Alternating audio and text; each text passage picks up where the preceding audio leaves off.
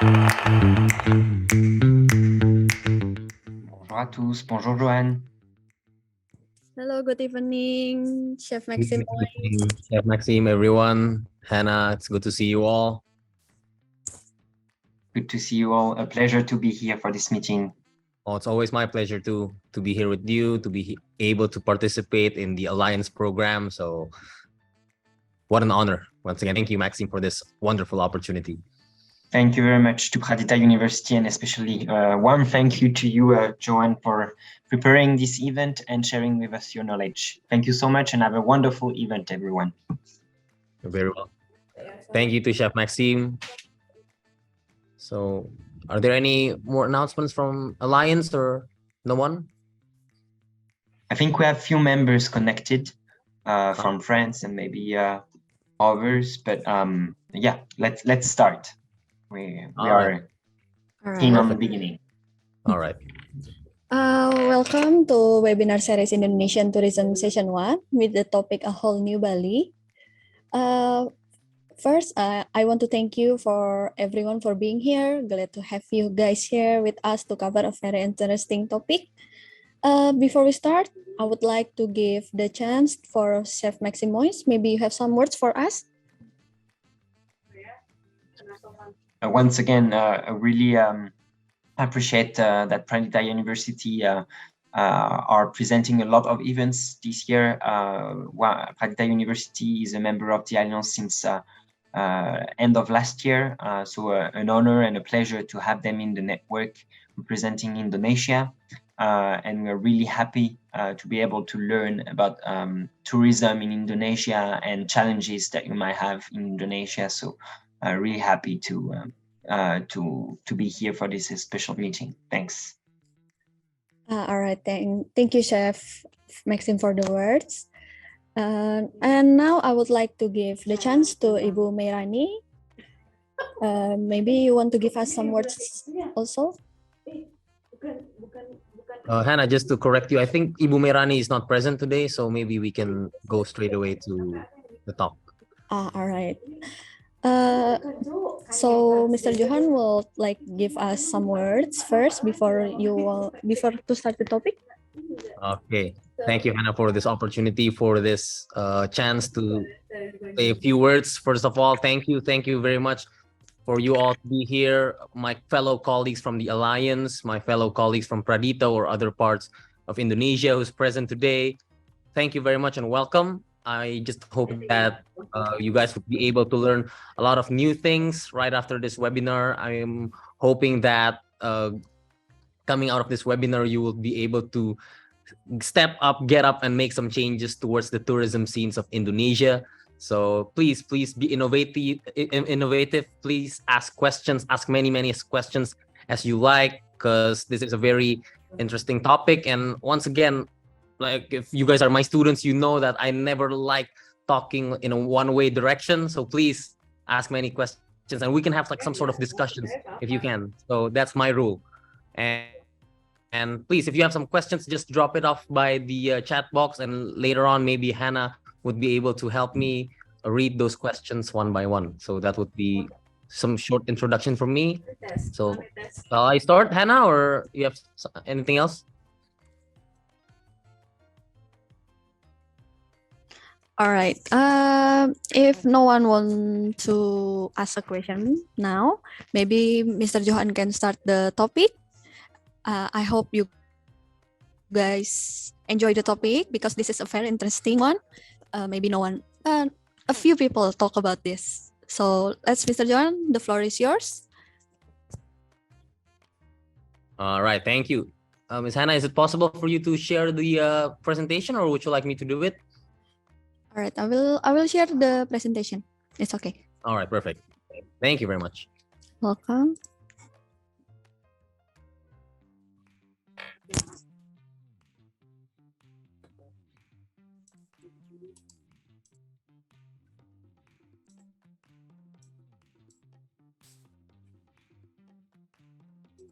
All right, is it?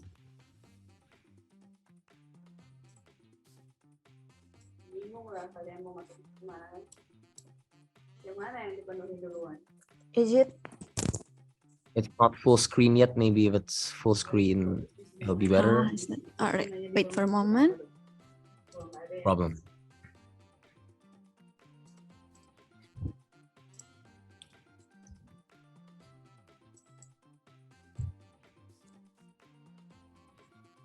Is it already in full screen?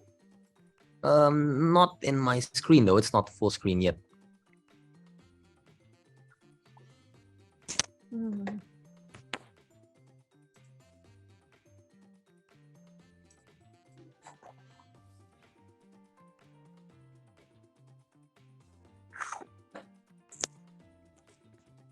I'm sorry because here it's already full screen. Maybe there's an error. All right. Yeah, full screen. It's full screen now. Thank you, Hannah. All right. Thank you. Thank you very much once again, everyone. It's good to see you all. Chef Maxi, my fellow colleagues from Pradita, my fellow colleagues from Alliance. Welcome to today's talk with the title A Whole New Bali.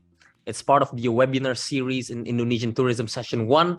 So as you know, there's Session 1, so there's going to be more sessions coming after this. So just please wait for further announcements on the next steps of what's going to be discussed in the webinar series. So today we're going to talk about tourism in general in Indonesia, because this is the first one. And to my fellow colleagues abroad, outside of Indonesia, I want you guys to know like what Indonesia is like, what sort of landscape Indonesian tourism is providing and stuff. So I'm not really trying to go deep into like the dimensions of tourism. I'm not really going too deep into the of each destinations, but I'm just going to be like very basic for today. And I hope we can have some more fun in that, and we can have like a lot of chit chats, a lot of questions and discussions regarding that. So next slide, please, Hannah.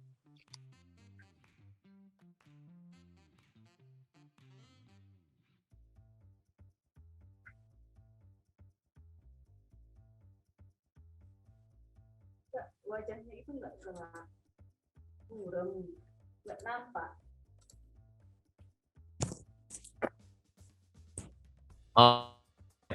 Yes, first of all, to my colleagues or to the participants that haven't known me or haven't known me well, or if you're not following my LinkedIn or my Instagram or my other social media accounts, let me first of all introduce myself. My name is Johan. My name is Johan Prawiro, and you can call me by John. John is my nickname. It's my short version of my name. So please go by John. It's my some sort of informal calling. So yeah, please call me John, and don't, well, in Indonesia we always call Pak or Mr., but because like we're international right now, so please don't go by the Mr., just go by my name straight away. And I am a lecturer of hospitality and tourism at Bita University. And actually, if you're talking about tourism itself, like tourism development, tourism as a whole, it's not really my specialties or not really my expertise. My expertise is mostly on human development, or like human development within the tourism industry itself.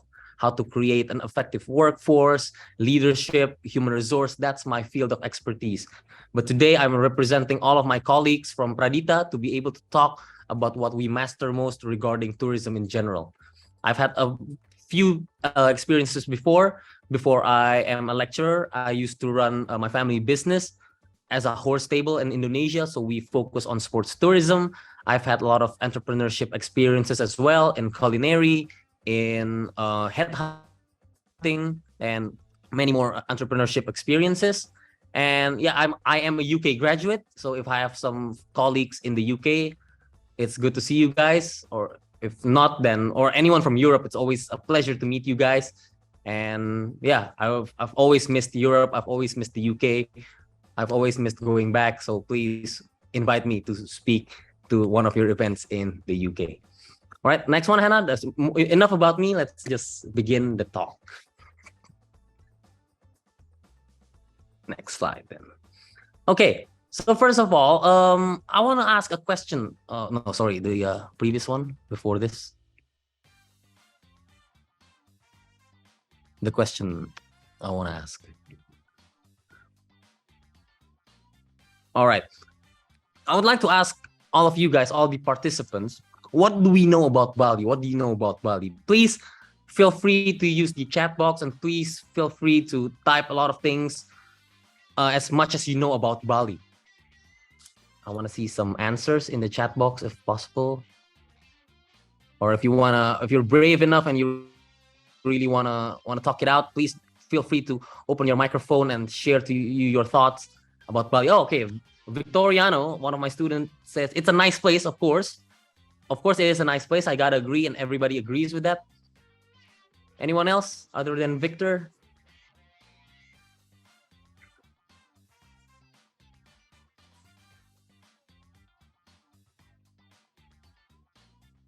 First destination in Indonesia by Chef Maxime. Yes, that is correct as well. When we're talking about Indonesia, definitely what comes to mind, it's Bali, definitely. Anything else? Anything else? A lot of tourism, yes, that's right as well. Australians, yeah, of course, it's the paradise for Australians. That's common knowledge. Surfers, yeah, we have nice beaches for surfing. Temples too, yeah, everything, it's pretty much what Chef Maxime just said. So next slide, please, Hannah.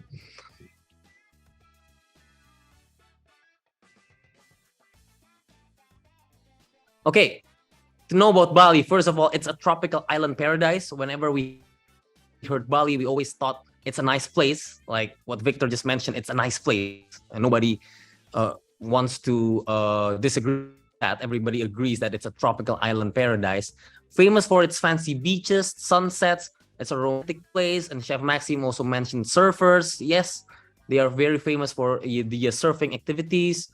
And it's the only place where Hindu is majority, and not only Indonesia, but in Southeast Asia. So the whole large region of Southeast Asia, if we're talking about Bali, Bali is the only place where Hindu is majority. So if you see like Indonesia, the whole country of Indonesia, majority is Muslims, Malaysia is Muslims. And if you see the countries in the Asian mainland, most of them are Buddhist, and the Philippines is Catholic. But Hindu, it's basically dead, except in the island of Bali. In the island of Bali, it's the only majority where it's Hindu. If you want to see like how the Hindu culture is being practiced, you want to see how Hindu culture is, you should go to Bali. You should go to Bali and see what it looks like. And yeah, the Hindu culture, it's being lived day by day. So it's not like for example, like if you see like traditional culture, sometimes we don't live the traditional cultures day by day. Maybe in big days, maybe in special days, you are following the tradition and stuff. But for Bali, like the Hindu culture and the traditional Hindu culture, it's being practiced and practiced every day. That's why temples, as Chef Maxime mentioned, there's a lot of temples. And in the middle of like the nightlife, in the middle of the modern Bali, there must be traditional temples as well.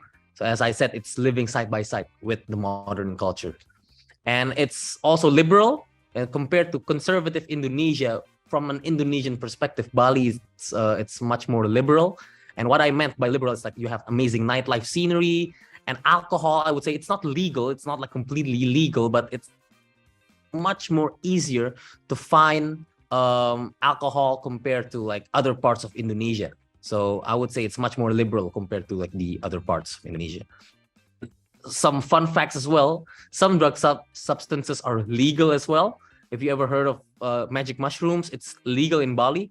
But if you look for like other drugs, it's maybe it's not legal yet.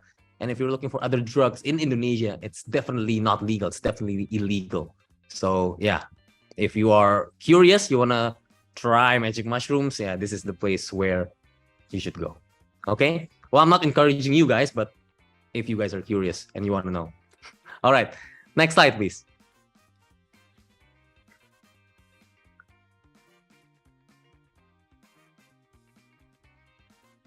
Okay, yeah, these are just some visualization of Bali. You can see that the beaches, the cliffs, the temples, and the beautiful sunset with the temples. And bottom right, you can also see the nightlife of how the rave party is going. So basically what I just mentioned, I put them in images, in visuals.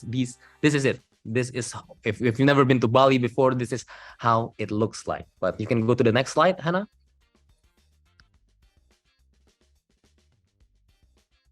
Okay, this is the issue that we are facing today, or why I'm bringing this kind of topic So basically, this webinar, we're not talking about Bali, we're not talking about the island of Bali itself, but we're talking about new Balis. So there are going to be new Balis. That's like the spoiler alert that I'm going to say. There's going to be more destinations that's going to be like Bali, and as big, as massive, as fancy as Bali. So today, as I mentioned, Bali is so booming, and it attracts a lot of foreign investors, a lot of foreign people coming in just for vacations, holidays. And actually, the name Bali itself, it's bigger than the name Indonesia. Like when I was in the UK, when I was studying, I remember every time I said I'm from Indonesia, nobody knows where it is. Nobody knows what the word means, Indonesia. They've never heard of Indonesia.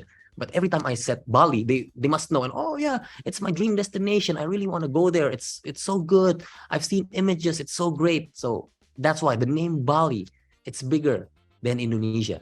And it's also the mascot of Indonesian tourism. So when you're talking about Indonesian tourism, definitely the top of mind, it's Bali. It's not anything else. It's only Bali.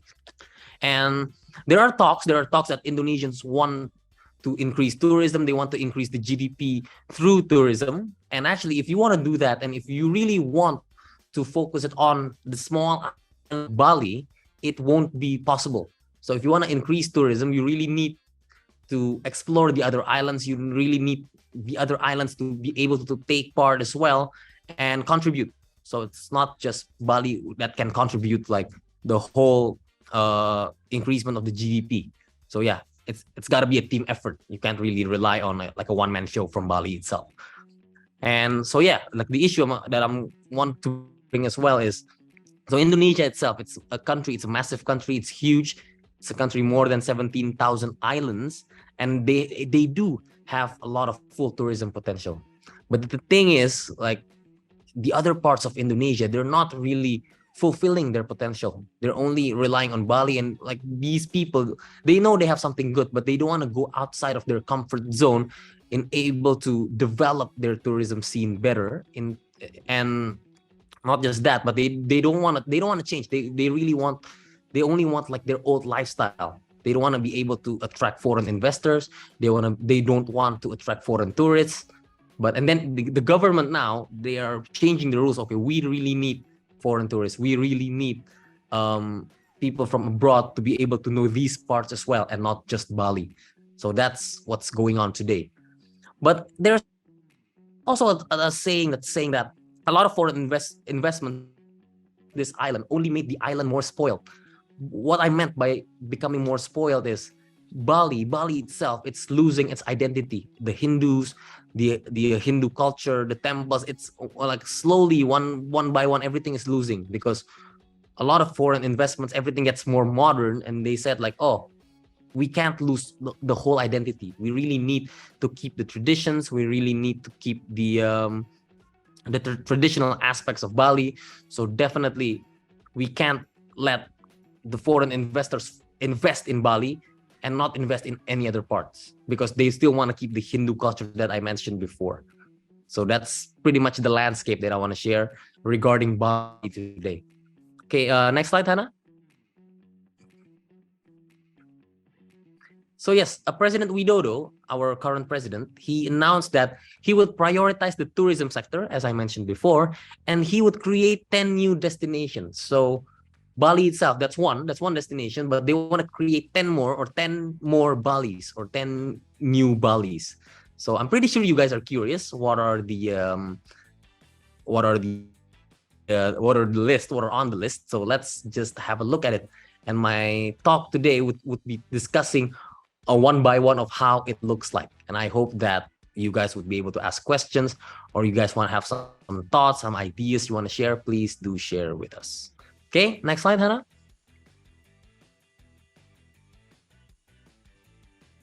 Okay, so this is the list. So if you're not from Indonesia and you don't know what Indonesia looks like, this is Indonesia.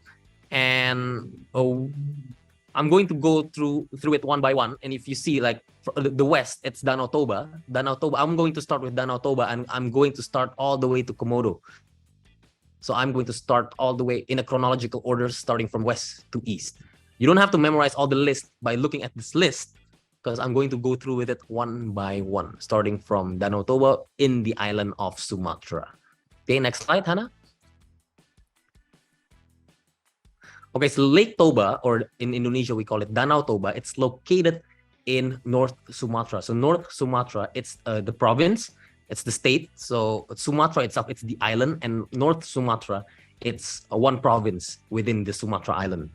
They have a huge, massive lake called Lake Toba. It's already internationally recognized as well. A lot of foreign people already knows what Lake Toba is. They've heard of Lake Toba.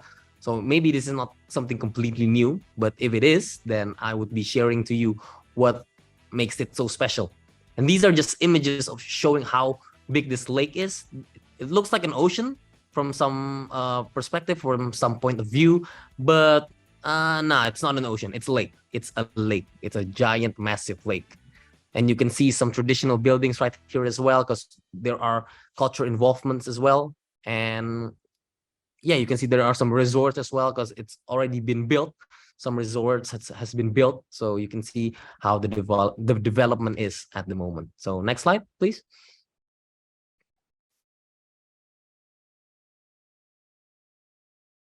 Okay, so it's the world's largest volcanic lake. It last erupted around 74,000 years ago. So it used to be called Mount Toba. It's not Lake Toba before. It was Mount Toba.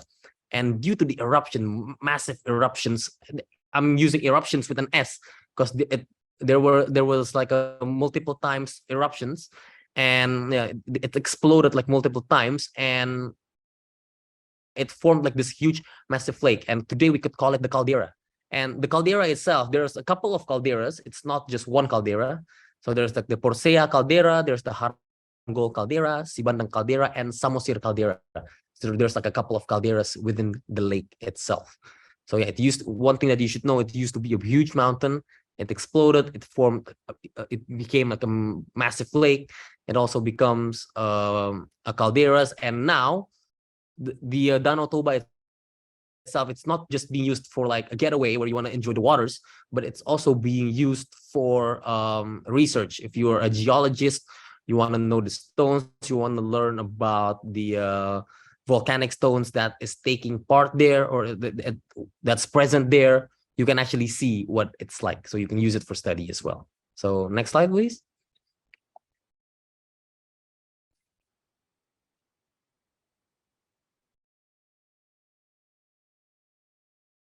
Okay, so if we have to distinguish it starting from attraction, as I mentioned before, it's being used for research. There's like the environmental restoration.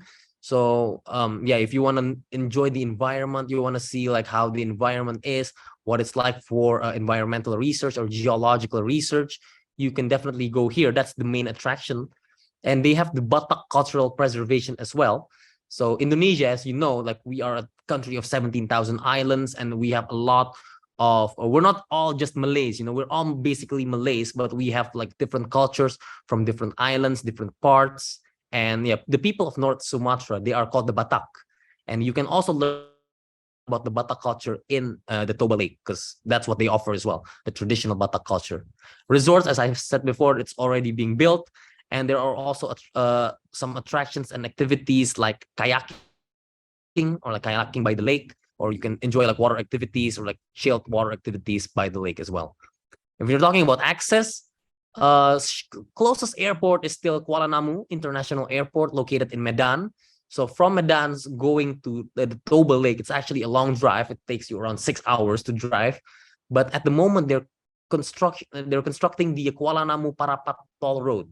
So there's going to be a new highway or new toll road connecting Medan to the Toba Lake itself. So it's not going to be that much of a long drive anymore. So yeah, worth the visit. Like maybe if you visit there in a couple of years' time, the toll road is already there, and it won't be a pain in the ass of driving again. If you're looking for the targets, if you're looking for the, or we're discussing who are they targeting, like number one would be tourists who are looking for photography locations. That's number one. A place for healing as well. The lake is very quiet. It's very serene. You really could enjoy like the water environment. So if you're looking for a place of healing, this place is also recommended. Geologists, as I mentioned before, if you want to learn about the stones, or anthropologists, if you want to learn about the culture, they are also targeted. So it's not just normal random tourists. Okay, next slide, Hannah. Okay, so I'm at the end of every destination, I'm comparing it to one destination abroad or one destination of the world, because we've had colleagues from not just from Indonesia, so maybe you don't have an idea of what it looks like. Just so think of two places. Number one would be Santorini in Greece, and well, it's a lake. Santorini is an island. It's not really comparable, but the caldera bit or the caldera part is where I'm compared it. So you don't just go there for nice photos. You just don't go there for relaxation like you go to Santorini, but you also go there for geological research to the calderas. And basically, Santorini does that, and Lake Toba does that as well. And with the resorts, you can also look at Lake Como in Italy, where it's a place for vacation. You really want to enjoy the waters, the calm and cool waters. So Italians definitely, they would go to Lake Como. At first, I want to compare it to Lake Geneva, but it turns out that Lake Geneva it's not as relaxing, it's not as quiet as Lake Como. And Lake Toba itself, it's still quiet, and it will never be as massive as like Geneva. So definitely I would compare it to Lake Como instead of Lake Geneva, with beautiful resorts, high-end resorts, and yeah, which is currently building. All right. Next one. Okay, second of all, it's the Kalayang Cape, or maybe for my Indonesian colleagues, definitely you would hear it as Tanjung Kalayang instead of Kalayang Cape. So it's located in Bangka Belitung Island. So the province is called Bangka Belitung, and at Bangka Belitung there is two main islands. One is Bangka and one is Belitung. And the Kalayang Cape or Tanjung Kalayang, it is located in the island of Belitung. And in the island of Belitung itself, there's more than just beaches for the attractions. I would be able to share to you more attractions later on. But what makes it very, very special, it's the white sands, it's the clear waters, and it's the granite stones or the granite rocks. So definitely, if you're really looking for like good photographs by the rocks, by the stones, like this is the place where you want to go. So next slide, please.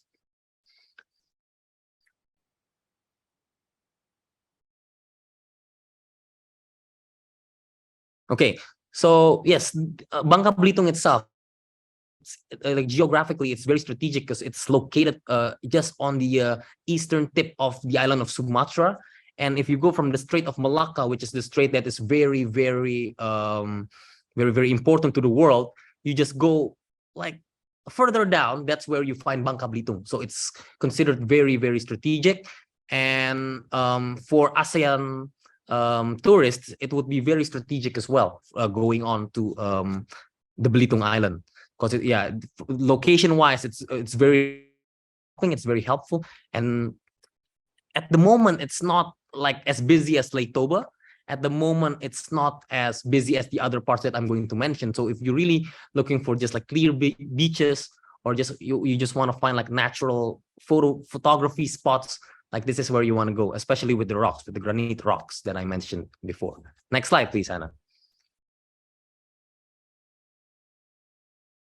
Okay, this is a fun fact that I really want to share to you guys regarding the Kalayang Cape, or the Belitung Island. So the Kalayang Cape, it is located in the island of Belitung, and the island of Belitung, it's a setting of a famous Indonesian novel called Laskar Pelangi. I'm sharing to you guys because the fact that this novel, this Laskar Pelangi novel, it lives in every Indonesian's hearts, because whenever we heard of Laskar Pelangi, we always think about the famous song that's being sang by one of our famous artists. He's actually going international, this artist. And the novel itself, the novel of Laskar Pelangi, or Rainbow Soldiers, it's being translated to more than 10 foreign languages. So yeah, if you guys ever read that, or if you guys ever heard of Laskar Pelangi, I mean, from my colleagues who are not Indonesians, please like share to you your thoughts regarding the novel itself. Or maybe you've heard of it, maybe you've read it, you have some thoughts, maybe it lives in your heart just like all of us. Please share to me your thoughts in the chat box. And yeah, this story, it covers like a lot of meaningful connotations and symbolism. Just think of F. Scott Fitzgerald, but it's not like Gatsby where it's like lovey-dovey and it's talking about love. It's more on like friendship, education, but it's very, very touching. It's really, really touching. So if you guys haven't read this, to all my colleagues here, not just my foreign colleagues, but also my Indonesian colleagues, please read Laskar Pelangi. And yeah, the story of Laskar Pelangi, it's taking place in the Belitung Island. So some of them are also taking part in the Kelayang Cape. So please, you can also visit the Kelayang Cape and think of Laskar Pelangi. And what we would do, would definitely go there and sing the song of Laskar Pelangi. That's what I would do. I don't know if that's what you would do. All right, next slide, please.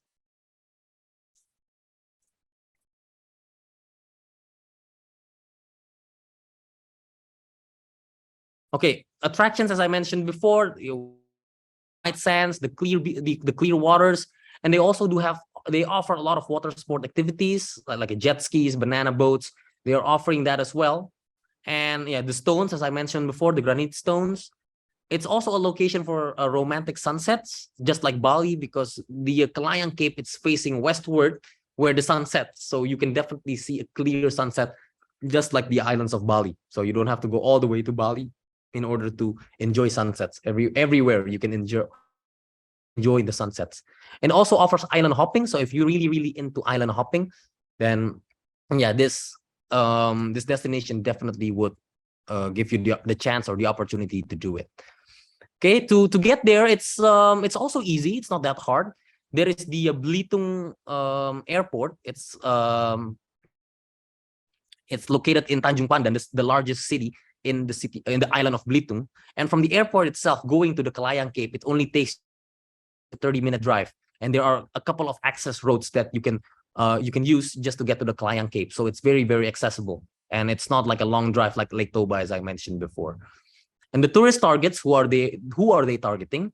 It's, first of all, if you're looking for new beach scenes or like a quiet beach scenes, you want to see like the natural beaches compared to like beaches with resorts and stuff. And this is the place where you want to go. Yeah, as I mentioned before, photography location. Actually, all places here, it's targeting photographers, or if you're really looking for photography locations, because yeah, it's really, really beautiful. And yeah, they are also targeting the domestic tourists who's seen the Laskar Pelangi novel, because yeah, that's at first, before the Indonesian government announces this program, people comes to Belitung only just to see the scenes from Pelangi, and they are still carrying that on for like not just local tourists but foreign tourists as well who have seen Laskar Pelangi. And geologists, surprisingly, it's also being targeted. If you want to learn about the granite rocks that I mentioned before, it's it's definitely worth a visit as well. You don't have to visit calderas when you want to learn or study rocks. Okay, next slide, Hannah.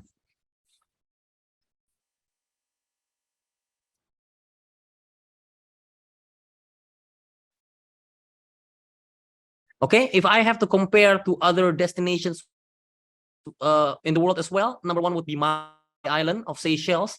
So it's an island in the country of Seychelles. If you've never heard of Seychelles, it's in Africa, and it does have white sands. It does have clear waters as well, and the granite rocks that are present, it's massive as well. It's just like this Kelayang Cape. So definitely, it's very much similar, very much alike.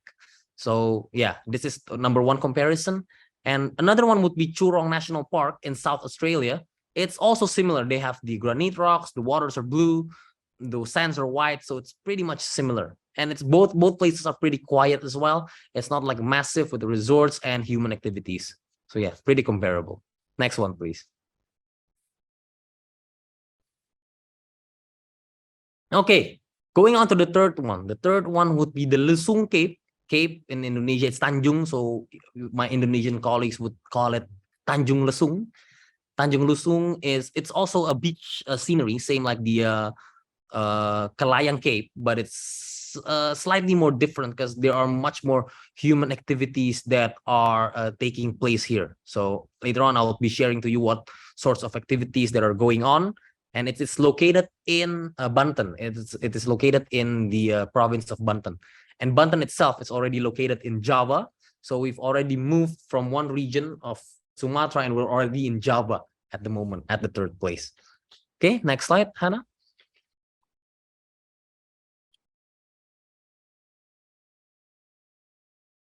Okay, so Tanjung Lesung or the Lesung Cape, they are planning to build like a massive first-class international resort. So they're trying to combine the Balinese and the Venetian nuances. So they're trying to combine something from the east and something from the west. So it's I have to say it's something very, very interesting to see. Well, we're all waiting for that project as well, but maybe at the moment we can't see anything. But at the moment, what we can see is there are a lot of resorts that are building, a lot of guest houses, and a lot of accommodations that are there. So the Indonesian government's plan is actually they want to make this as a resort town or a short getaway from the people of Jakarta, because Banten is actually close to Jakarta, even though Tanjung Lesung is not as close to Jakarta. But it's still a place to go for a short getaway. So they want to create like good resorts for not just groups, for families, for everyone, basically for everyone to enjoy. So yeah, just think like of a resort town where you just go to the resort, enjoy the beach, healing. That's their vision. That's what they want to do. And also one fun fact that I have to share is like there's some parts of the ocean where they have like a high concentrated sea salt, and whenever you swim on the ocean, like you don't have to wear like life jackets, or you don't have to flip your legs. You can just like float. So if you ever heard of the Dead Sea in Israel or in Jordan, yeah, that's basically what it looks like. So you just have to come in and float, and like yeah, you just like lay down and you're already like floating. So yeah, it's pretty interesting and definitely worth to see and worth to try. Okay, next one, please.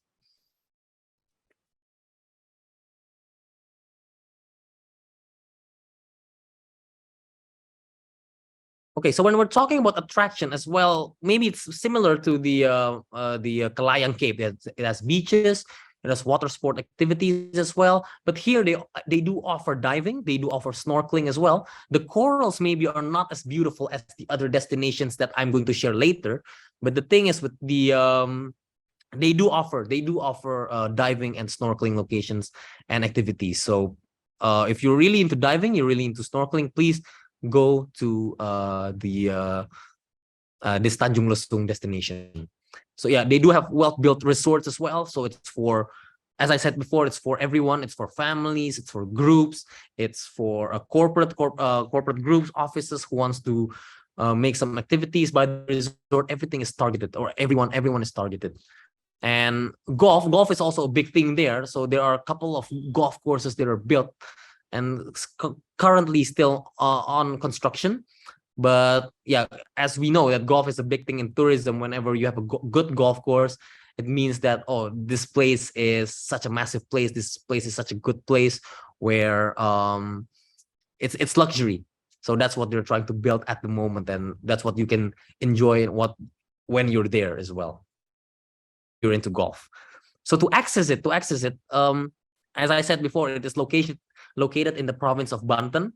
And just a fun fact, the international airport of Jakarta or Indonesia, or whenever you fly into Indonesia, you definitely will fly to Soekarno-Hatta International Airport. That is located in the province of Banten. So the location of this Lesung Cape and the international airport of Jakarta, it's the same. Well, even though it's a 4-hour drive from Jakarta to the Lesung Cape via the toll road of Jakarta Merak, but it's still yeah, it's still a long drive. But yeah, if you have time, if you want to enjoy like some sort of healing scenes, you want to enjoy wonderful resorts, like this is where you have to go. So yeah, if you're looking, the tourists that are targeted, definitely if you're looking for a short getaway, if you're based in Jakarta and you want to go look for wonderful resorts and healing time, this is where you want to go. And but mostly who they're targeting, it's basically everyone who's just looking for the resorts. This is it. This is where you have to go. Okay, next one.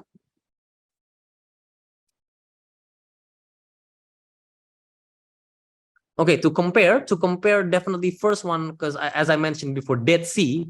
Well, yeah, this kind of looks like the Dead Sea. If you see the sceneries, if you see the sceneries with the what you call that, with the water, with the floating water as well, it's pretty much the same. But even though Dead Sea, there are two countries who can enjoy the Dead Sea, Israel and Jordan. I would say this is much more of the Jordan bit, where in Jordan, people are building resorts by the Dead Sea so they could enjoy the Dead Sea. So this is what it looks like similarly. Or another example would be Cancun in Mexico. This is definitely a resort town where they don't really offer like some sort of this and that activities, but you just want to enjoy beach activities, but in the resorts, and that's what they're trying to do. So yeah, it's kind of similar to Cancun. Well, maybe Cancun has like good nightlives as well, but in Tanjung Lesung, maybe at the moment, there's not much of what you call that, not much of a nightlife that's going on like Bali at the moment. All right, next one, please. Okay, number four. It's called the Thousand Islands, or in Indonesian we call it Kepulauan Seribu. So if you guys are into cooking, maybe you've heard of the Thousand Islands before. Well, it actually doesn't have any correlation, or it's totally different. The Thousand Island sauce, it's not the Thousand Island that we are going to talk about now. So the Thousand Islands, it's basically if you go to the north side of Jakarta, you see the ocean, you see the waters of Indonesia, or the Sea of Indonesia, or the Java Sea, and just by it, there are thousands of islands located there, from large ones to small ones. So basically, that's where it's located. It's close by Jakarta. So it's located in the province of DKI Jakarta as well. And sometimes you think that, oh, Jakarta is boring, Jakarta doesn't have tourism, that Jakarta is only like a normal city, but you're definitely wrong if you say that. Because Jakarta itself, they have like tourist spots, they have like wonderful beaches as well. They do have a lot of water activities as well, as I mentioned before, from like the two capes that I mentioned before. Yes, and it's all taking part in the Thousand Islands. So yeah, it's literally 1,000 islands right there. Well, we've never actually counted how many islands are there, but if you count the small ones as well, and there are a lot of islands that has like only private resorts, yeah, it could add up to 1,000. All right, next one. Okay, so as I mentioned before, it has many choices of beautiful islands, and as I mentioned before, island hopping is also popular, same like the Kalayang Cape. But here, if you want to go island hopping, there's more choices of islands. So maybe with the Kalayang Cape, it's there's a couple of islands where you can hop, but in the Thousand Islands, there are more islands that you can hop, and you can actually swim from one island to another. And believe me, I've almost did that. I was already halfway to another island when I was visiting the Thousand Islands, but I decided not to, because yeah, if I left them, I don't know where I'm going to be stranded in, or is my group going to come look for me? But yeah, that's the beautiful part of it. You can actually swim from one island to another. So that's the great thing about it. And yeah, it offers like a lot of snorkeling and diving activities as well, because it has like wonderful corals. So definitely, if you're really into diving, if you're really into snorkeling, you should see the Thousand Islands. And you don't really have to travel far off away from Jakarta. Just by visiting Jakarta, you can already see the beautiful corals that Indonesia has to offer. It also helps. There are also Dutch activities as well. There are Dutch not Dutch activities, but Dutch history, as there are Dutch how you say like Dutch ruins from the war during the colonial era. There, everything it's going on right there. So you can see history, you can see diving activities, everything you can definitely see. Okay, next one, please.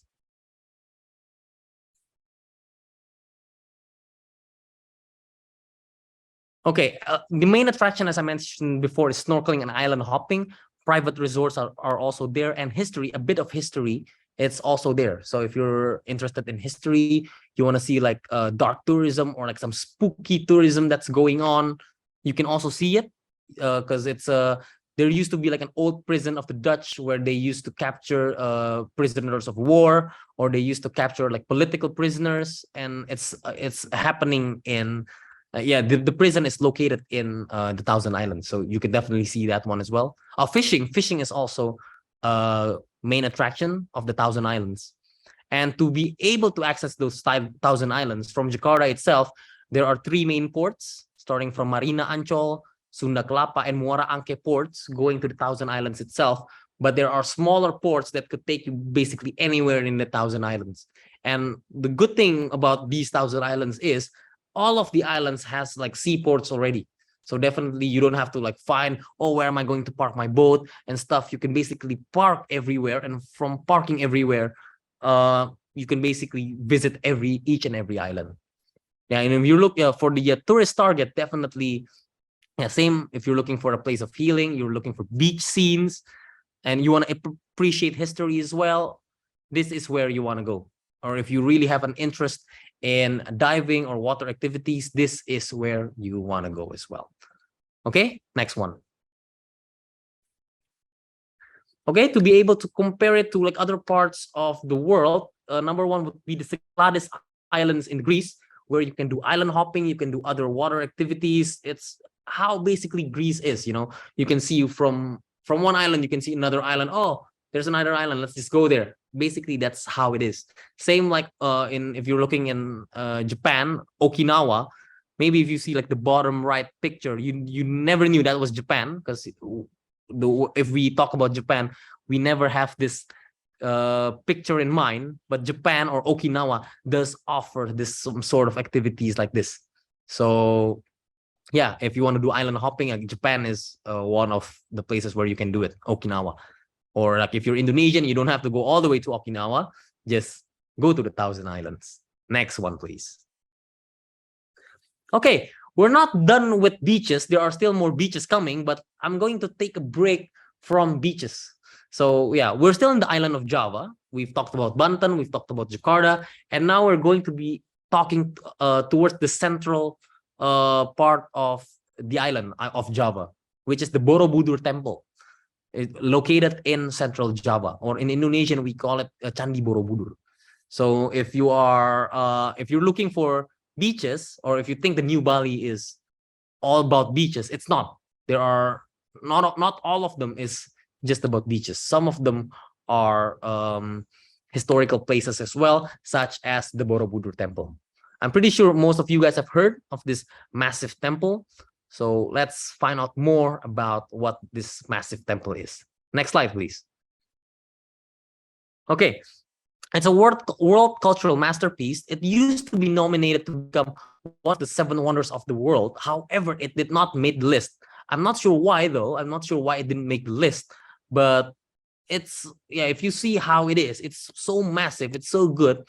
It's just like seeing the pyramid of Giza. If you see Chichen Itza in Mexico, if you see Machu Picchu in Peru, it's all good. It's all similar. It's also similar to like Petra in Jordan, or like the Colosseum in Italy. It's that massive, but I just don't know like why it didn't make the list. It didn't make the 7 wonders of the world list. So yeah, this temple itself, like it's a massive Buddhist temple with 2,673 stupas. Stupas is if you're looking at the this like kind of cone shape with the holes in it. Those are what we call stupas. There are 2,000 stupas in total. So yeah, that's pretty much how massive it is. And inside those stupas, there are statues of the Buddha. So yeah, there are around 2,000 Buddhas inside the stupas. Okay, and yeah, just a short history of it. It was built in the 9th century by the Buddhist kingdom of Shailendra. And yeah, during the disappearance of the kingdom, and there are new kingdoms coming in, we've had like Muslim kingdoms after that. But Sir Stamford Raffles, he founded it again in the 19th century during the British occupation of Java. So yeah, thanks to him, we're able to see this massive temple, and we are able to make this as like one of the new Balis that we are trying to do, because it's massive. It has a rich history, and regarding culture and regarding religion, this is where like the Buddhist goes for their pilgrimage. Okay, next slide, Hannah. Okay, the attraction itself, it's not as much as the other parts, the other destinations that I mentioned before. The temple itself, it's the main attraction. There are cafes and resorts around it overlooking the temple. So if you're looking for photography spots, you don't really have to go to the temple. You just have to go to the like cafes around it, cafes by it, and you can see the temple from afar, and you can get good photos as well. So that's the main attraction. And how to get there, it's maybe you've heard of the city of Yogyakarta, the special region of Yogyakarta, and Yogyakarta has just opened a new airport in 2020 called Yogyakarta International Airport. So to be able to fly there, it's easy flight from Jakarta straight away to Yogyakarta, and from Yogyakarta going to Borobudur Temple, the city of Magelang, it takes you like a couple of hours. It doesn't like 3 hours. I think 2 hours tops with the traffic and stuff. Maybe around 1 hour it reaches you to the temple as well. And yeah, it's you don't really have to go to the city of Magelang. From Yogyakarta to the Borobudur Temple itself, they've already created roads and bypasses that are pretty good to use whenever you want to visit the Borobudur Temple. And if you're looking for, if you're talking about the tourists that are targeted, number one would be if you're looking for photography locations, and definitely second of all, if you want to learn history or you want to learn about the ancient history of Indonesia, because nowadays we're not like Europe. We don't really preserve like our ruins from the our ancient history or our ancient past. So definitely, if you really want to know what ancient Indonesia is, you can definitely see this Borobudur Temple. It's pretty amazing. It's pretty amazing destination, and this is one of my personal favorites because yeah, it talks about a lot about history. So it's really wonderful. Next one. Okay, to be able to compare it to other parts, I've already mentioned like the seven wonders of the world list just now. I mentioned the Colosseum, I mentioned Petra, I mentioned the Chichen Itza, but maybe I would say like two of them that are pretty comparative with the Borobudur Temple. Number one, I chose something similar, which is in the same region, of the Southeast Asia, which is the Angkor Wat in Siem Reap at Cambodia. And the second of all would be the Pyramid of Giza. It's so massive, it's so huge. And yeah, if you really like to see massive buildings or like huge historical buildings, yeah, these two are pretty much alike. So yeah, if you're really into history, this is the place where you want to visit. Okay, next slide. Okay, before I go to my sixth one, and I would finish off my talk, I would give us like not like a break, but if you guys have any questions regarding 5 of the previous destinations that I mentioned, please do share with me your questions. You can use the chat box, or if you want to share your questions through like your microphone, please feel free to do that. You can raise your hand, and my colleague Hannah would be able to assist you guys as well. Yeah, maybe from the point already that Mr. Johan already explained, maybe you like one, you can ask about it in the chat box, or maybe you are curious about the place.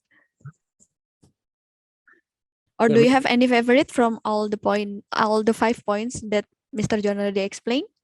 Yeah, any personal favorites? If I have to share mine from the first 5, my personal favorite would be Borobudur, as I don't really enjoy the oceans. I prefer the mountains, and definitely I would choose Borobudur for its history, because I would say I'm a history geek, and definitely I would choose Borobudur. Anyone agrees with me, or you guys are on a different page? How about you, Hannah? What's your favorite? I like a Thousand Island. Thousand Islands, really? Yes. Why Thousand Islands? Because I like to see beach and I like an open view. Something like that. All right, yeah. It's kind of odd for me. I've never seen someone choosing the Thousand Islands. especially we all live close by it. So by the Thousand Islands, we're based in Tangerang, Jakarta. Yeah, we never think that it's that special. Any one of you have like anything that you want to share? Maybe you have your favorite destination from the 5 that I mentioned, or a place where you want to visit. Anyone? Maybe if you don't want to say it in the voice chat, maybe you can type it in the chat box.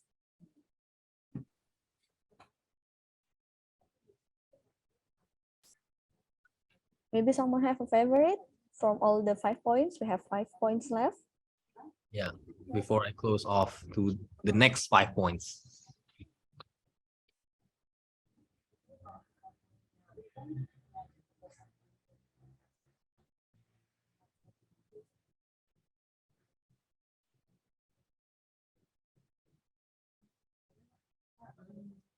Oh, there's a direct message here. Oh, maybe the other 5. Okay, so Victor, maybe he doesn't like the first 5 The first that 5. you mentioned. Yeah, maybe he likes something from the next 5. Okay. After this, Hannah, after this, let's ask Victor. Maybe there's the next 5 that he likes. So definitely we'll ask him after this. All right. Okay, so we'll just continue the next one, all right? Okay. So yes, the 6th one would be Bromo Tengger Semeru National Park. So it's or in Indonesian we call it a Taman Nasional Bromo Tengger Semeru, and it's located in East Java. So it's a mountain range, and it's not just a mountain range where you can experience it from the top, but once you get down, once you get like by the mountains, you can enjoy a plain of sands as well. So in Indonesia, we're a tropical country. We don't really we don't really have like deserts, but if you come to like Bromo, definitely you would be able to experience the desert experience. So yeah, it's pretty amazing. And usually when you're talking about deserts, you never think of like a cold place. It's always a hot place. But surprisingly, like Bromo, it's a cold place, but it has like a plain of sands like desert. So it's a kind of unique. I would say it's very, very unique. And to see like the if you see the picture on the bottom right, it's you can see how the mountains are aligned, and that's pretty massive and interesting as well, because we don't really see, or we don't really have something like that in anywhere else in the world. So next slide, Hannah.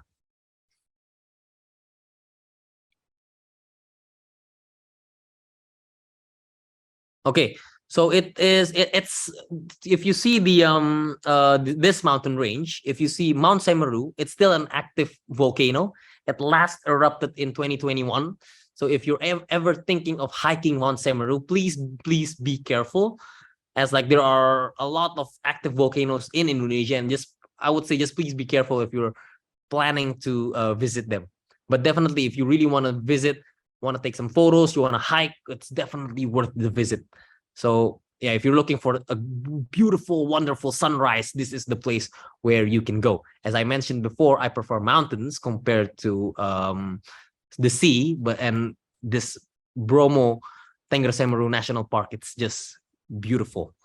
And yeah, one fun fact that I can share to you, as I mentioned before, that Bali is the place where Hindu is still present today in what you call that, in the whole Southeast Asia. But actually, if you go to the villages close by the Bromo Tengger Semeru National Park, they are still adapting Hinduism. So Hinduism is completely, it's not dead completely. It's still present in Bali and in the region of Bromo Tengger Semeru. So please, if you really want to learn about like Hindu cultures as well, it's not just Bali where you can learn about it. Okay, next one, please, Hannah. Okay, as I mentioned before, the attractions, it's a sunrise viewing. Like if you want to see like a beautiful sunrise, that's the #1 purpose why you should visit Bromo Tengger Semeru.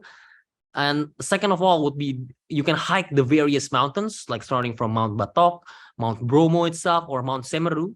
And if you are visiting Mount Semeru, it's not like a one-day hike like Mount Batok and Mount Bromo, where you just climb the stairs or climb the ladders and you can see the crate and then you go down. No, it's not like that. It's definitely like you really need to prepare your equipments. You really need to like prepare your tent. And yeah, maybe you have to stay for like an overnight if you're visiting Mount Semeru. So yeah, it's definitely designed or targeted for hikers as well, if you're really into hikers and if you're really into hiking. Jeep rides as well, if you really want to enjoy like off-road Jeep rides, this is where you want to go as well. Because like, yeah, I'm into Jeeps. Like personally, I'm really into Jeeps.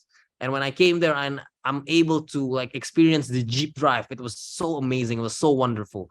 So yeah, that's one of our main attractions as well. You can also ride ponies. You can also ride donkeys. And yeah, as I mentioned before, another main attraction, it's the plain of sands, like where you can have the desert kind of vibes, you know. And yeah, to get to Bromo, it's not a hard journey as well. You can fly all the way from Jakarta to the big city of Surabaya. It's the second largest city in Indonesia, actually. And you can fly to Juanda International Airport, and from Juanda International Airport, you can drive straight away to Bromo. Or another option is you drive to another city closer called Malang, the second largest city in the province of East Java. And from Malang going to Bromo, it's not that far off as well. And usually, if you're looking for the sunrise, you would find hotels close to Bromo. But sometimes, if you don't want to find places close to Bromo, you can stay in Malang and you can drive in the middle of the night all the way to Bromo just to see the sunrise. So definitely, it's how you say, it's yeah, it's not like a long drive. Maybe you can definitely still see the sunrise if you're staying in Malang.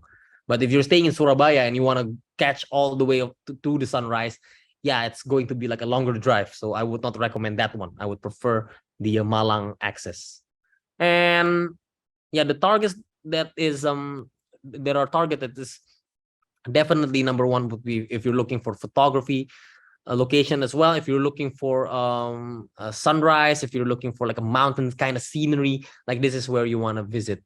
And hikers, like as I mentioned before, if you're really into hiking, like out of the 10 destinations, this is the only one where you can experience hiking. Well, we have other hiking spots, but from the list, this is the only spot where you can do for hiking. Okay, next one, please. Okay, if I have to compare it to other parts of the world, number one would be the Fuji, Hakone, and Izu National Park in Japan. So if you've heard of Mount Fuji, it's like a national park where you can enjoy the nature, you can see the sakuras, you can see the mountains as well. And yes, Bromo is definitely just like that. You can do a lot of activities right there, from donkey rides, horse rides, jeep rides, looking at the sunrise. There's a lot of foods being sold right there, and you can still enjoy the mountains itself. So it's kind of similar to the Fuji, Hakone, and Izu National Park. Or same in the US, maybe there's Yellowstone National Park.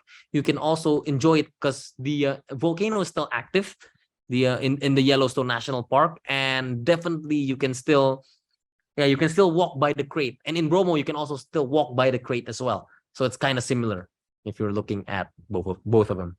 Okay, next one, please, Ms. Hannah. Okay, number seven would be Mandalika. Maybe if you are a motorsports fans, if you're really into MotoGP or you like racing, definitely you must heard of Mandalika, or it is located in West Nusa Tenggara. So we're finished with Java and we're already going into the next region, which is we're going to the region of West Nusa Tenggara. So West Nusa Tenggara, or the island of Lombok, if you've ever heard of Lombok, it is just on the east side of Bali. So if Bali is in the middle of Java, and so it's Java, Bali, then Lombok. So it's just like next to Bali. So yeah, this is where Mandalika is located. So next one, please.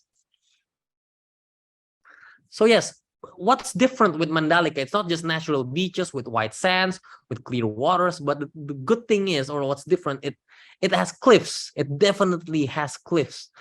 Like if you guys are Europeans and you don't really have like white sand beaches like we do, and you have cliffs, basically that's what we have as well in Mandalika. So if you're looking for like cliffs going like looking down straight away to the ocean, that's what it is. But it does have white sand beaches as well. So it's a combination of both. So that's what's wonderful. And it is also a halal destination. So if if you're looking for a halal destination, you definitely could visit Mandalika, as like the island of Lombok, the island where where Mandalika is located, the island where it's next to Bali. It's the complete opposite of Bali. As I said, like Bali is very liberal, and Lombok is very, very conservative.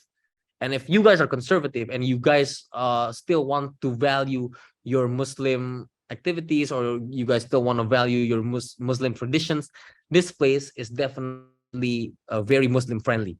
So that's one good thing about Mandalika. And yeah, as I mentioned before, it is the home of the Indonesian GP for MotoGP, like the MotoGP event that was first conducted in 2022.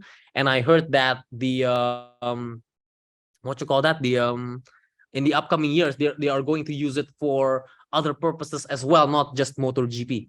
So yeah, if you're really into motorsports, you're really into sports, yeah, this is one of the best places where you can visit.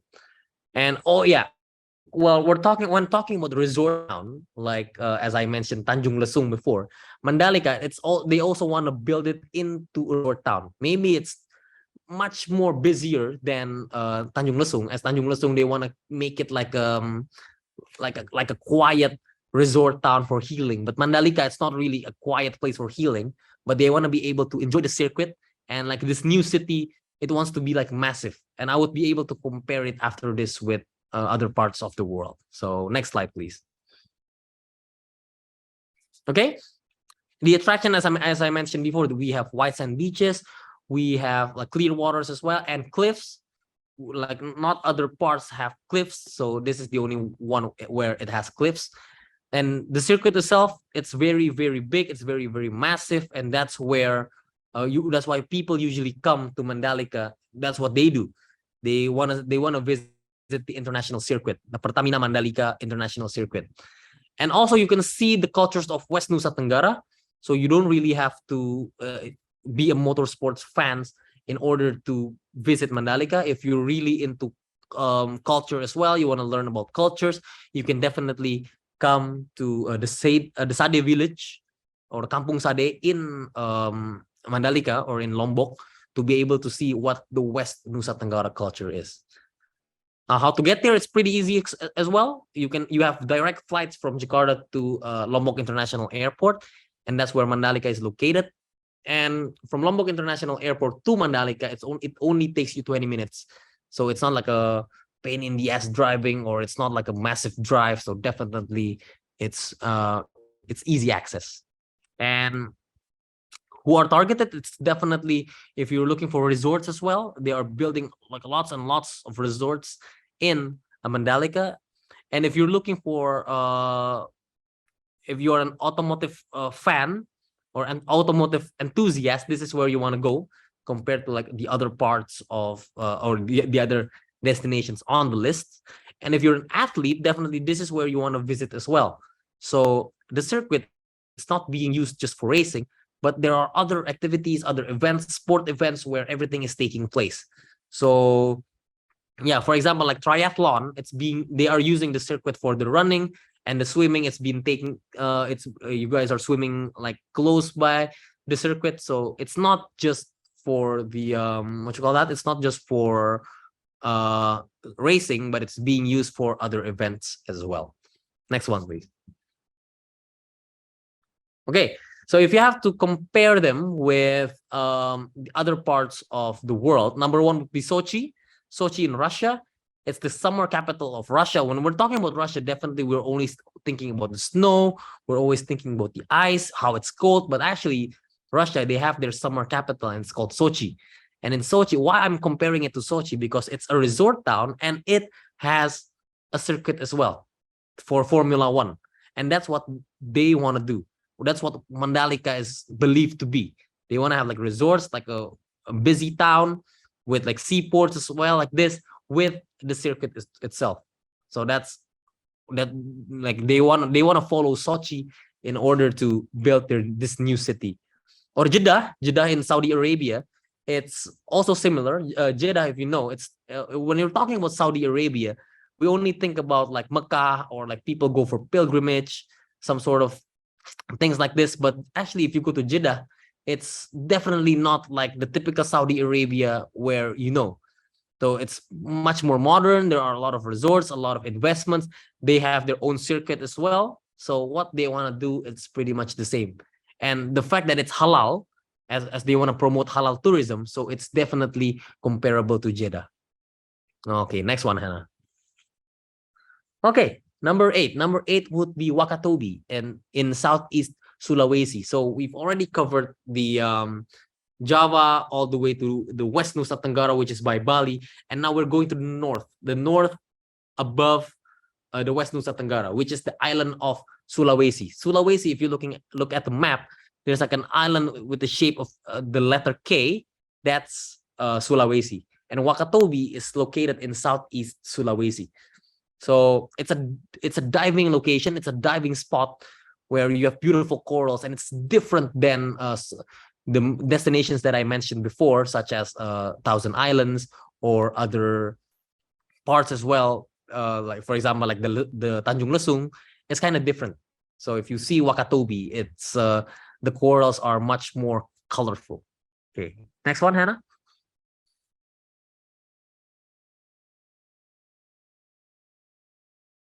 Okay, so it's located in the triangle coral reefs, like where the area is surrounded by 3 tropical sea waters, and namely Indonesia, Philippines, Malaysia, and the Solomon Islands. So actually, well, like the joke is like, oh yeah, if you're swimming in Wakatobi, we were able to reach other countries like that fast because well, not the land but the sea. If you want to be able to drive to the Sea of the Philippines or Sea of the Malaysias or the Sea of the Solomon Islands, it's very, very easy. That's why everybody is trying to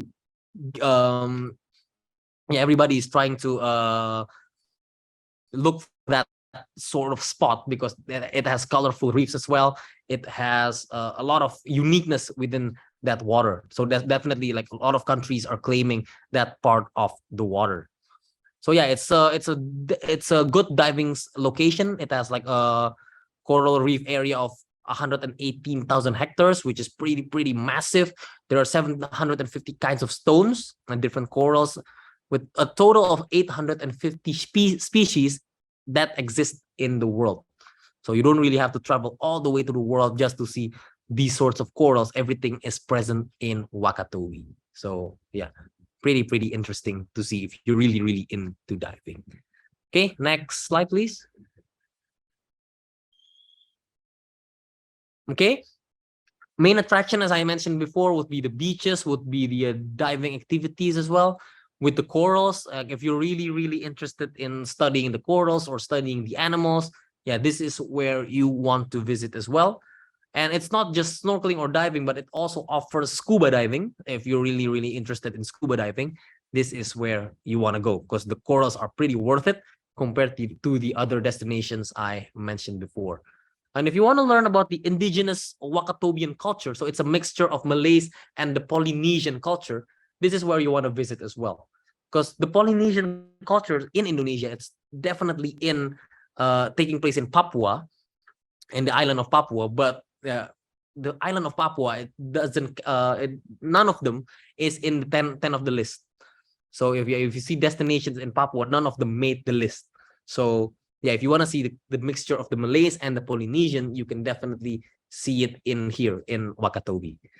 And yeah, how to get there is you fly from Jakarta to the city of Baobab. It is where Wakatobi is. And from Baobab, it's the airport of Baobab. It's not a big airport, but it's designated. It's designed, created for the people who wants to visit Wakatobi, who wants to swim, who wants to dive in Wakatobi. So it's a new airport, and you can just fly straight over to Baobab. And from Baobab, you can take ferries to the Wakatobi National Park. It's the ferry rides are pretty long, but everything is worth it. Trust me, everything is worth it. But yeah, there's no best way to visit yet other than this particular journey. Okay, and yeah, who are targeted for sure? It's diving enthusiasts. If you really want to learn about the species, the corals, or you really want to experience what beautiful corals is, this is where you want to go for sure. both if you guys are domestic tourists or foreign tourists. All right, next one, please. Okay, if you are comparing it to the other parts of the world, definitely number one would be the Caribbean islands, such as the Bahamas or Belize, where it's famous for its diving and you can see all the fishes, all the corals. So that would be number one comparison. Another one would be Namena Marine Park in Fiji or the Pacific. Well, basically the waters are connected. So something similar. You must have something similar, you know, from Fiji and Wakatobi. So definitely, if you're really looking for good corals or wonderful, beautiful, colorful corals, you don't have to go all the way to the Pacific or Fiji. You can just go to Wakatobi. All right, next one, Hannah. Okay, number 9. This, to be honest, to be able to share to you guys, this is my personal favorite. It's not because of the beautiful destination. It's not because of the beaches. As I mentioned before, I prefer mountains, but I will share to you why I really love this destination. It's called Morotai Island. The reason is it's because it's very, very, very rich in history.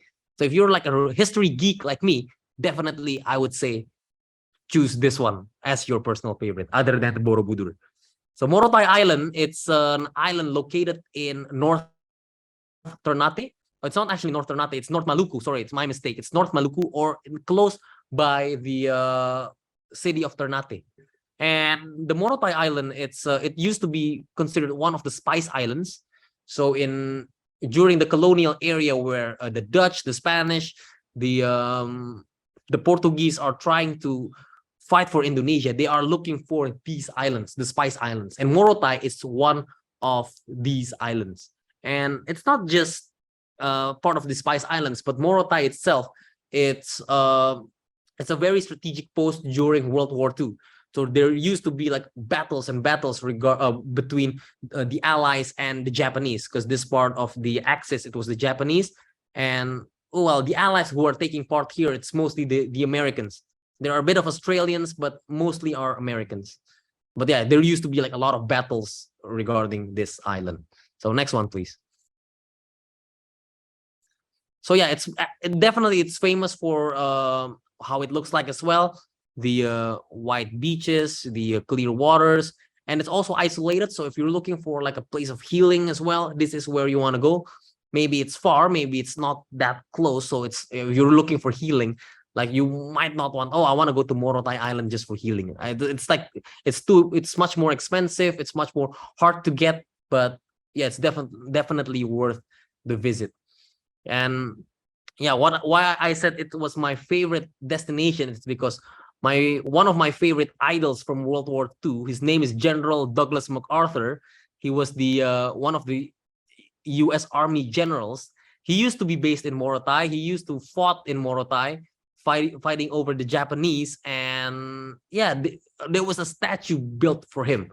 So it was really, really wonderful. And me, as like a fan of MacArthur, it was like, oh my God, I really want to visit Morotai. I really want to see what Morotai is or how it looks like. So yeah, just because General MacArthur is there, it makes me like, oh, I really, really want to visit Morotai.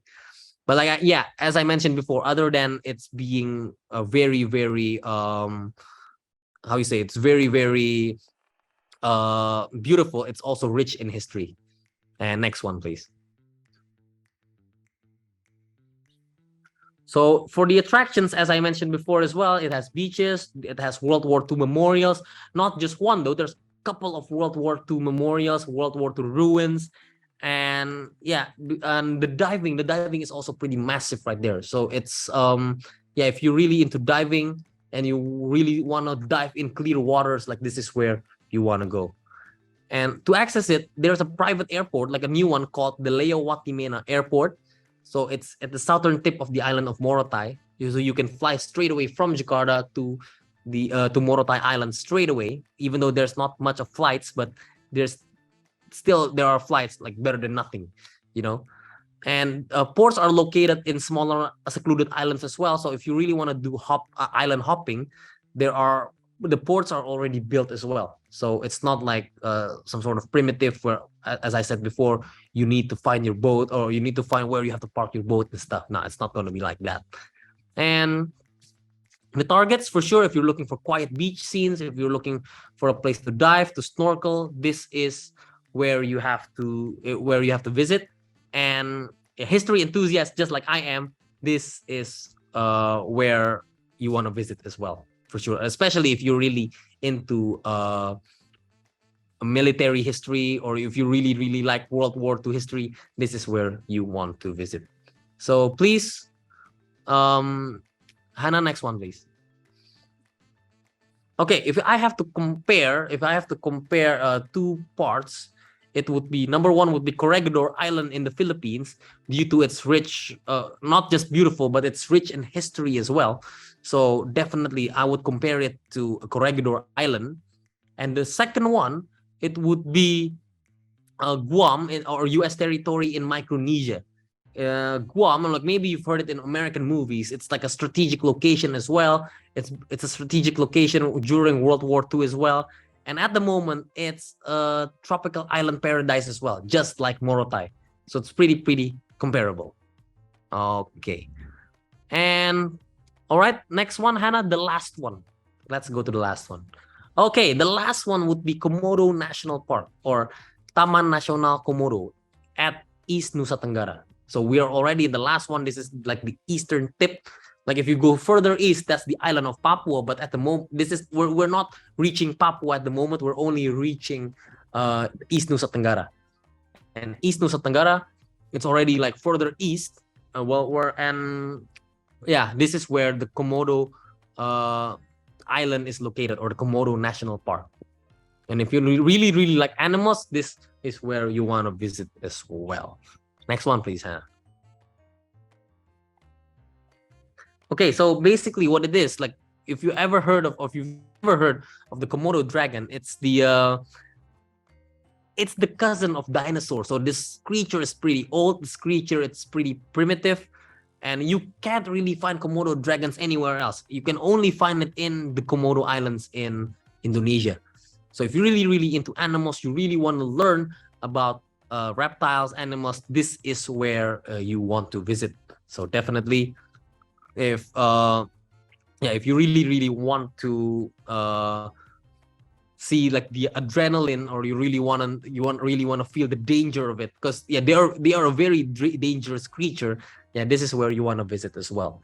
And it's not just it's not just going there seeing the Komodo dragon, but you can also enjoy the other parts of the island as well, because it offers you other beautiful destinations for taking photos, for island hopping, and so on. Next one, please.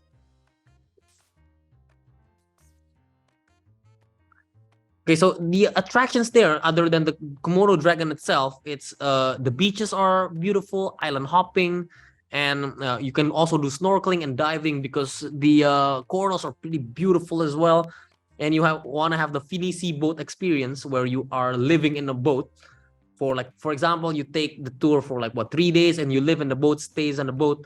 You can definitely feel that kind of attraction when you're visiting the Komodo National Park.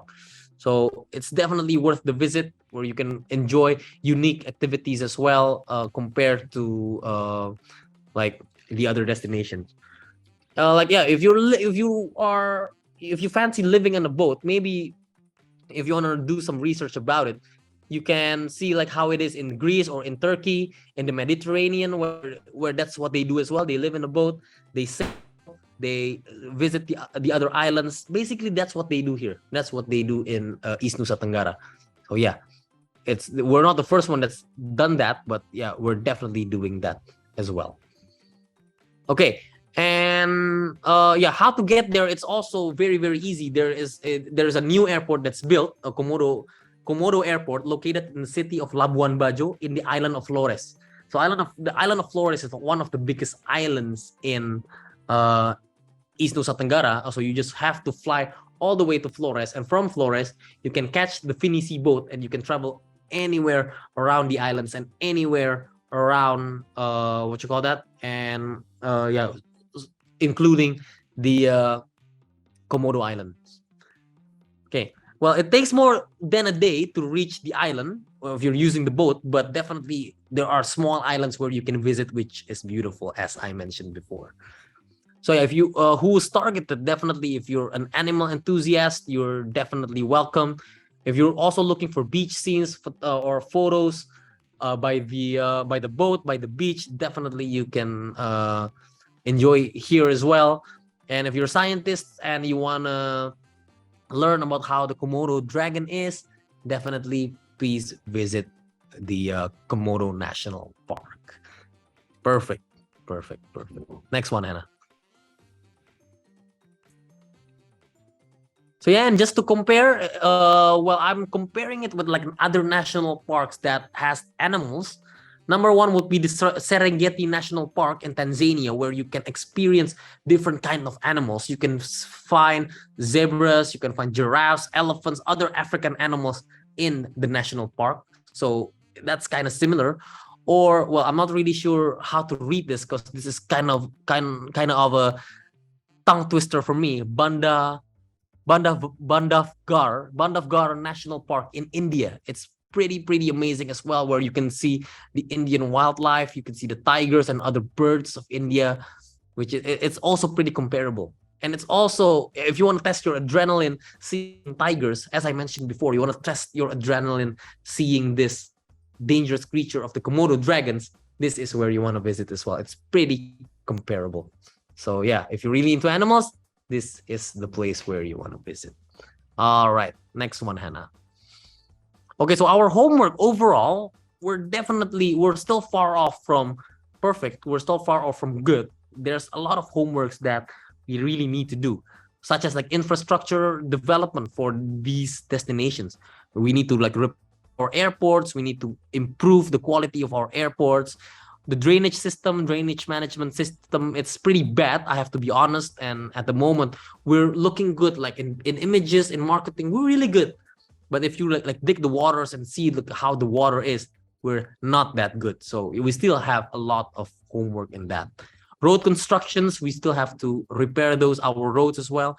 And also the quality of ports and the wharf, when I said like we have ports, we have wharfs, but it's not the perfect one where you can just like, oh, it's so wonderful, this is like Dubai airport, or this is like Changi airport, or other airports that's beautiful in the other parts of the world. Nah, we're far off from that.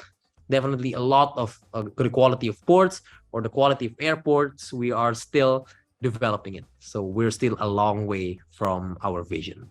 Next one, please. And yeah, President Widodo said in Indonesia, if I have to translate this, or I have to summarize what he says, from the 10 destinations, what he's trying to do is he's trying to choose 5 in order that he wants to super prioritize compared to like the 5 that I mentioned, or the 10 that I mentioned before. So from the 10, there are 5 super prioritized. So what are the lists? Next one, let's go. So yeah, as I mentioned before, Toba Lake, that's number 1. Second of all would be Borobudur. Third of all would be Mandalika. All from the list, right? 4 of them would be Labuan Bajo. It's the Komodo National Park. That's number 4. And number 5 is Likupang. Likupang is the only one that's not present on the list. The reason is why they choose Likupang. It's because the Likupang region in North Sulawesi, it's been taken care of. It's been there since the 80s. So you don't really have to rebuild from zero like the other parts. So that's why they're including Likupang in the super priority list. And like the other 6, they're not really it doesn't mean that they're not prioritizing. They're still prioritizing as well, but these 5 are the super priorities. Okay, next one, Hannah. Okay, that would be the end. That would be the end of my talk. Maybe I've spoken a lot, shared a lot of knowledge, and now it's time for question and answer. So if you have any questions that you want to ask, or something that it's not clear, if I spoke too fast, if you want to share anything, some thoughts, some sort of discussions, please do share with me your thoughts. Or as Hannah and I asked before, what's your favorite destination? Please share to us what's your favorite destination. I've shared mine. From the whole list, my favorite would be Morotai due to the history. Maybe I ask Hannah, what's your favorite? Still Thousand Islands? Yeah, I like all with sea. With the sea? Oh, okay. Yeah. Well, the thing is, I'm seasick, so I couldn't say. I couldn't agree with you completely. Well, Morotai has sea, but well, I'm not looking for the sea. I'm looking for history. All right. All right. Uh, Anyone else? Maybe Wakatobi is the most beautiful when Mhm. I see the picture because it have a lot of, you know, beautiful coral. Okay. Okay. It's for me. That's a good thought as well for you, Wakatobi. It's really wonderful. But yeah, I'm Yeah. kind of afraid if I have to like dive. So yeah, good for you. And for another participants, maybe you can share your favorite in the chat box. Which one you like, or maybe which one do you don't like, Yeah, or which one you don't like? Maybe your least favorite. Please share to us what you don't like. Please. or maybe you have uh, a different thoughts. Maybe some place in Indonesia that you think it should be the 10 new Balis. Yes. If you have any of them, please share to us what are your thoughts.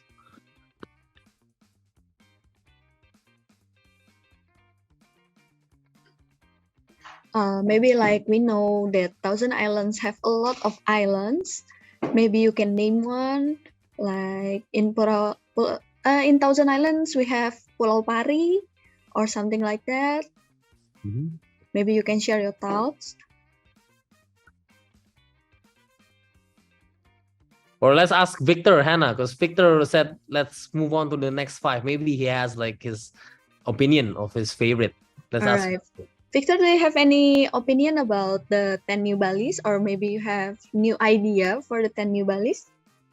Oh, Victor says he likes Bromo, Tengger Semeru, and Lui Kupang because they are so beautiful. Oh yeah, definitely they are. Have you been there, Victor? To like one of those or Or both of maybe them? you want to go to one of Or you those? want to go there? Not yet.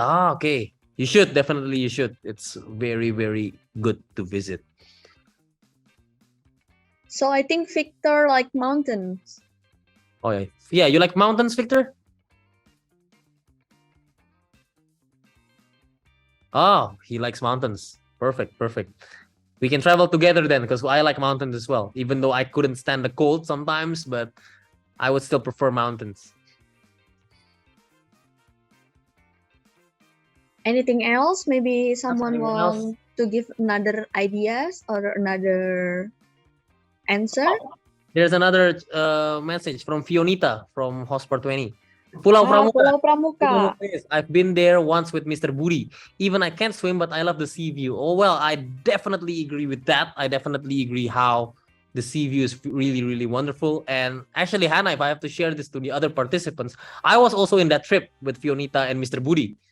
And yeah, I remember like some like Fionita and most of her friends decided not to swim, but they really enjoyed the whole experience of Pulau Pramuka. Yeah, actually, I agree with her. I cannot swim either. Oh really? But I didn't know see. that. Oh, okay. I only like to see the sea. Thank you very much for that fact. I mean, I sit with you like by your side, but I never knew that you couldn't swim. Like, maybe just for a little I can, but if you want me to like swim in the sea, yeah, I'll better sit and see you swim. All right. All right. Well, actually, if you visit Thousand Islands, and as you said, you really like Thousand Islands, the waves are not that big, first of all, and second of all, you can also use life vests, so it's definitely 100% safe for you. So it's not going to bother you as much as like what you guys are thinking. You know, like it's a big waves. I couldn't swim. You know, you're still going to use life vests, so don't worry. Your safety is guaranteed. Okay.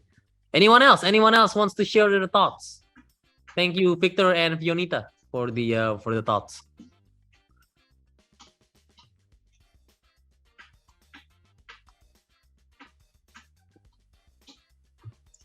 Anything else, guys? Maybe Nothing some else. questions for Mr. Johan? Yep. Any questions you want to share?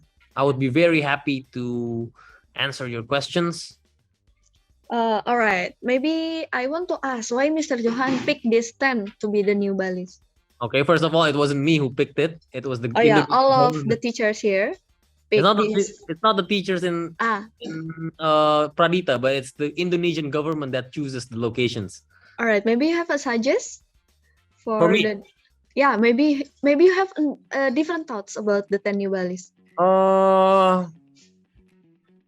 Okay, let me think. Because like to be honest, like the 10 on the list, it's very, very wonderful. Definitely it is. But maybe there are that should be on the list.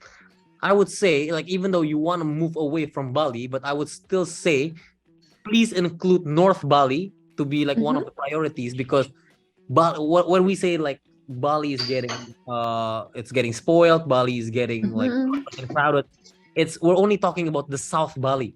But if we're talking about North Bali, it's still quiet. There's still a lot of opportunities. So what I would say is like you should also include North Bali. So if you ever heard of Singaraja, if you or Penjangan, these areas are definitely worth to include. Yeah, because most people only know about the city, like the Kuta or Uluwatu, but Yes.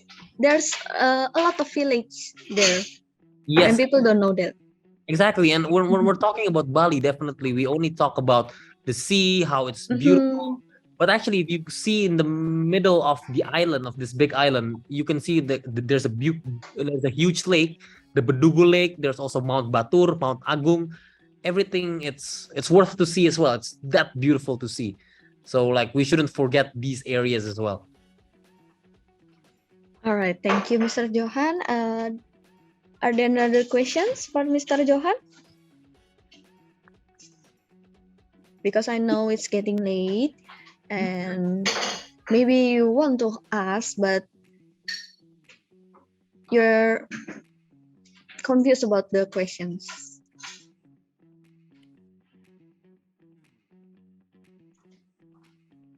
All right, maybe that's all for the talk. Thank you, Mr. Johan. You're very welcome. Thank you very Yeah, much to that all it's people really live. interesting to know about the 10 new Balis. Maybe one day we can visit all of it. Definitely, yeah. I Yeah. would choose like 3 maybe from the list first. As yeah, I mean like whenever I want to visit one of those, it will definitely take you. It couldn't be like a 1-day trip or a 2-day trip. It has to be like at least a week. And sometimes Yeah, that's right.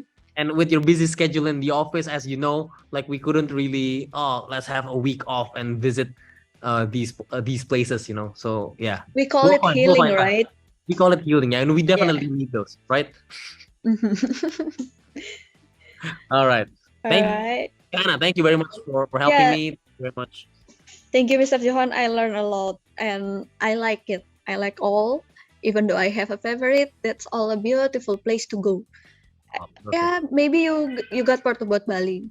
So we need to have new places to go. Definitely, I 100% agree. Okay. Okay, thank you all. This will be the end of today's seminar. Really looking forward to see you in the next one. I will inform you about the next one later. And maybe you have another words, Mr. Johan, for the participants? Nothing from me. Probably, I would just like to say thank you. Thank you very much for participating.